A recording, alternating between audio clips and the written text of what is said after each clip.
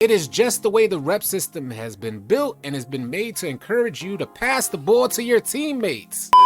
Alright, y'all, we finna break down how to rep up fast in NBA 2K22. Hitting legend in NBA 2K22 was super easy in comparison to previous versions of 2K. In previous 2Ks, you had to measure your every move on the court, and every move that you made on the court had to equal a certain level of rep. Can you guys imagine strategizing to get 0.1 rep for a game? Not 1.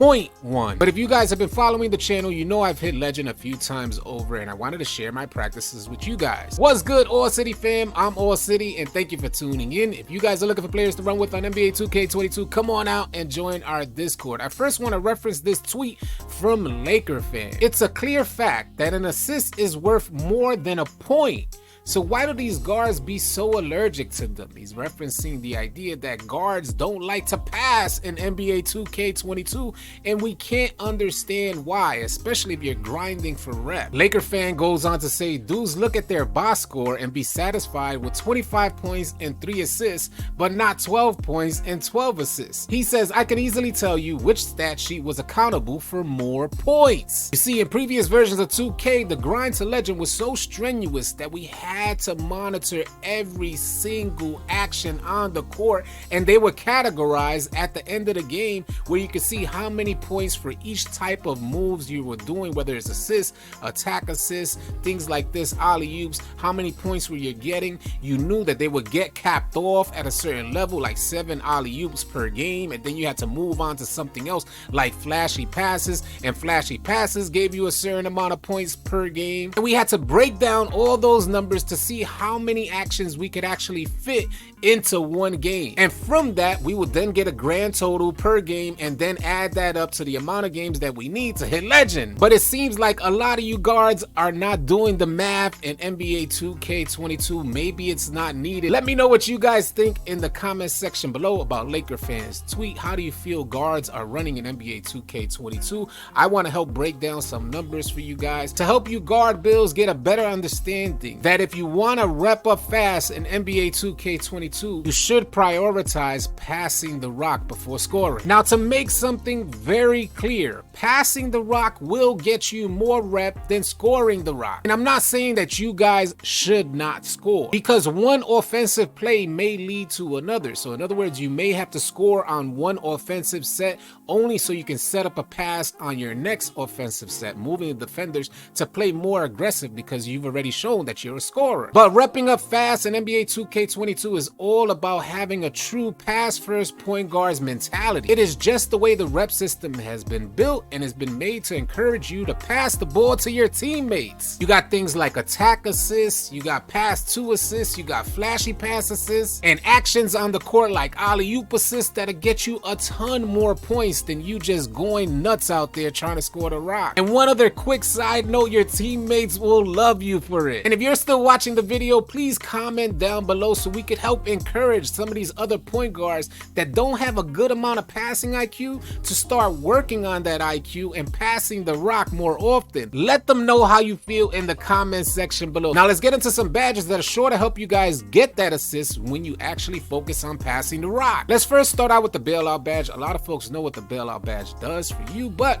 one other aspect of the bailout badge that most folks may not realize is that it helps you pass out of double teams. And if you're able to pass out of a double team, if you're getting double teamed, that means somebody is open. So that's a good reason to put on the bailout badge. If you could dot the open person while you're getting double teamed, you may want to consider this badge at bronze at the minimum, but if you can go higher, go ahead and do that. You're also allowed to pass out of shots. So if you're going to try to go up for a layup, go up for a dunk, you can pass out of it. If you're going to try to take a jump shot, you could also pass out of it as well. Keep in mind that you may want to use this to your advantage. Attempt a jump shot just to move defenders or collapse them into the paint, and then pass and dot the corner. That's a good way to get a good assist. The dimer badge is sure to help you guys get assists as well. At the bronze level, you could give shooters a 9% boost to their make percentage. At the Hall of Fame level, that number jumps to 29%. So consider dimer if you're looking to become more assist oriented, team team-oriented type of point guard. You should also encourage your teammates to have glue hands on. That'll make your life as a point guard so much easier. Whether you're passing to somebody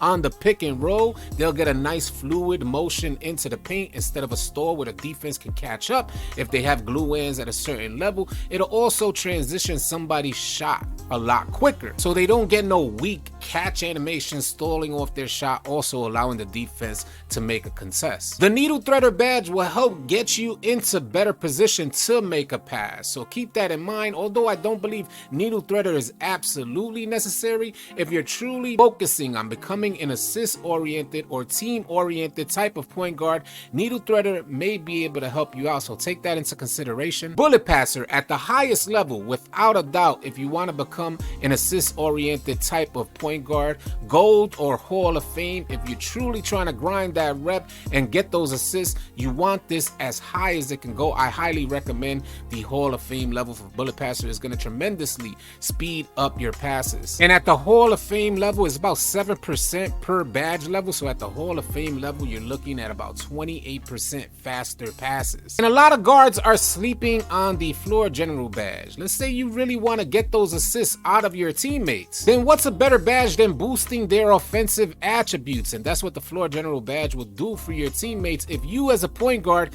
equip the floor general badge. For each badge level, you could expect one attribute boost. So imagine if you get this badge to Hall of Fame, that's +4. If you're running with a center with a 76 3-ball, you can get his 3-ball to an 80, which means he's going to hit a lot more consistently. Another badge that's going to help you guys out with your assists and becoming a team-oriented type of point guard is the special delivery badge. There's nothing more important than throwing alley-oops. Alley-oops get you a ton of rep, and this badge helps you complete those alley-oops. It puts the receiver in the most optimal position to get that alley-oop and complete it. And this badge also gives shooters a boost to their shot when you as a point guard throw a flashy pass, and that'll in turn get you the flashy pass assists. Hopefully this video will encourage these point guards out there who just go nuts and only focus on scoring the rock while their teammates are just standing around. Hopefully there's a video that'll encourage those point guards to play a more team-oriented type of game. Pass the ball more often. It not only helps your teammates get rep as well, but passing the rock will get you the most rep in a game. I hope you guys found this video helpful and or informative, and if you did, please consider dropping a like on the video. If you're new to the channel,